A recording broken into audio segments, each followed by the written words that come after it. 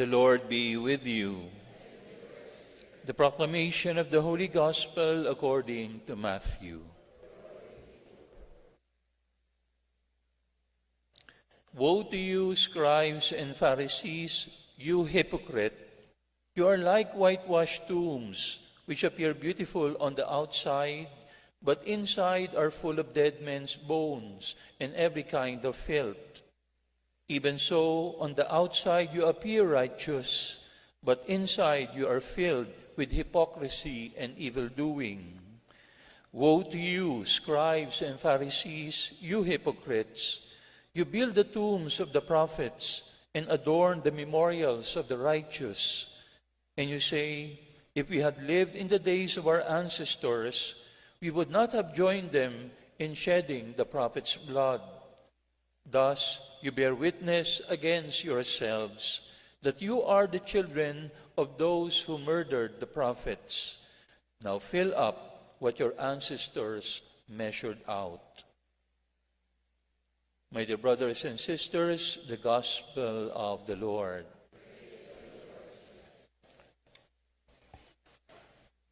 Good evening to everyone.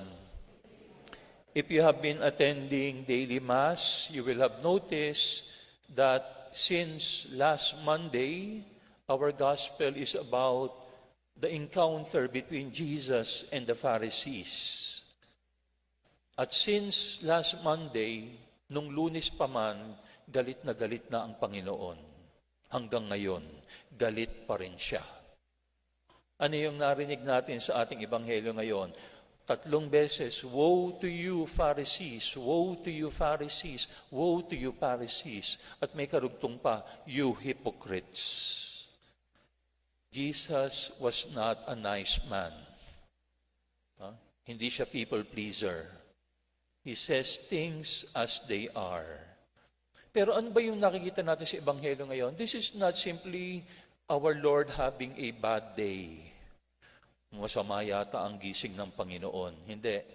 He is actually telling us what genuine holiness is supposed to be. Kasi yung mga scribes and Pharisees, they are the religious leaders during the time of our Lord. At kaya itinuturo niya sa atin, ano ba talaga ang mukha? What does real holiness look like? Unang-una ito po yun, Real holiness is cleansing, not acting. It is cleansing, not acting. It is cleansing, not cleaning.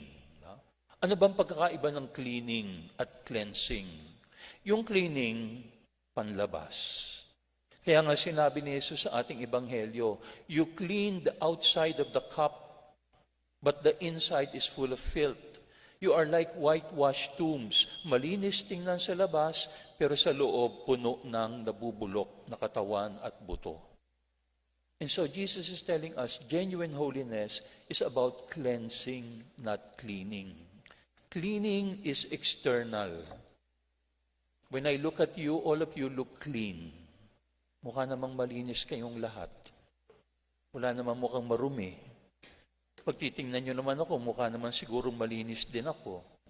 Pero yung ating kalooban, ibang usapan yon. That's another thing. Di ba kapag tayo ay naglilinis ng ating katawan, if we want to detox our body, how do we call it? Cleansing. Because cleansing is cleaning our interiority. And so genuine holiness is not only maintaining a clean exterior, it is making sure that there is no decay of sin in our lives. Kaya yun yung pangarapin natin at ipangako natin sa Panginoon. There's nothing wrong in maintaining a clean exterior, but let us complement it with a cleansed interiority. So genuine holiness is not cleaning, it is cleansing. Pangalawa, genuine holiness is acting and is action, not acting. Okay? It is action, not acting. What do I mean by action? Live out your faith. Make sure that your faith is concretized by corporal works of mercy. faith, mercy, and charity. Ganun yung acting. Isabuhay natin, ay action. Isabuhay natin yung ating pananampalataya. But what is acting? Pagkukunwari. Again, that is the complaint of Jesus to the Pharisees. No? He called them hypocrites. The Greek word for hypocrite is hypocrites. Hypocrites. Do you know what hypocrites means? It means play acting. So, ibig sabihin, yung hypocrites, yan yung mga actors and actresses. Now, baka may artista dito, wag naman kayo magagalit, ha? No? There's nothing wrong in being an actor. Acting is an art. But what is the problem? The art became a lifestyle. Yun ang problema. Kapag yung iyong pag-a-acting, naging buhay mo na. At yun yung sinasabi ng Panginoon. Or you like to take the first places in the synagogue. You want to wear long robes. You recite long prayers. But everything is just a show. Pakitang tao lang lahat. So sinabi ng Panginoon, action but not acting. Tigilan ang pagkukunwari. And then lastly, genuine holiness is not perfection but conversion. Walang taong perpekto. Even the saints, they are not perfect people. But why did they become saints? Because of conversion. So Jesus is not actually looking for perfection, but He is looking for conversion. And conversion that begins with ourselves.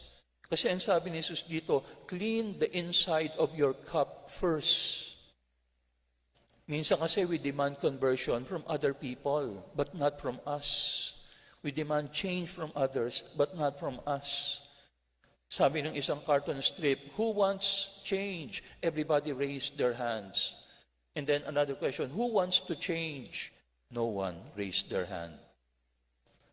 Kapag pagbabago ang hinihingi, ayaw natin gawin yon because we think we're already perfect.